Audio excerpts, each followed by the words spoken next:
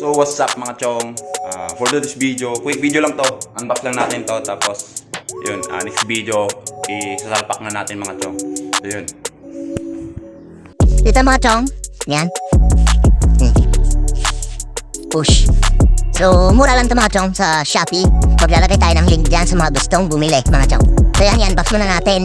So ito mga chong, masasabi natin review na rin. Kasi ito yung sa mga sa mga nauna rin na shop ng Thailand.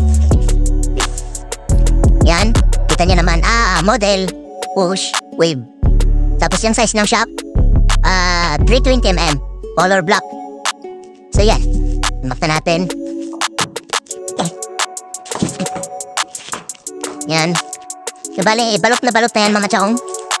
May kasama pa tong sticker, so nadikit na natin. So pag tinanggal natin yung balot, ito na siya. Ngayon, yan. Diba? Angas. Adjustable mga chong. Yan, dito. Pwede mong i-adjust kung gaano mo ka gusto. Kalambot mga chong. Yan. Solid. So makikita natin yan pag kinabit ko na to, tapos matesting natin upuan. So yun. Yan. Ito yung kinuha kong size 320mm para stock size lang din kasi syempre yung motor natin is pang daily mga chong. Kaya ito. Kaya hindi ako kumuha ng pang lowered na siya. Kasi sa saya din may antas tayo mga chong, kaya yun. Baka kawawa yung motor natin din. Yan lang. So nandito naman siya sa mga good niya dito. So high pressure nitrogen gas spring preload by hydraulic or trig mga chong. So ito yan. Yan.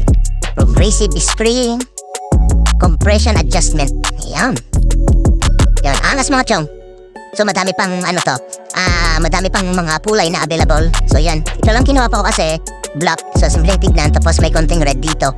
So may red kasi may red din yung motor natin. Madami-daming kulay. Parang alam mo na. Pero ito tanggalin din natin yan mga chong. Pero yan. Angas.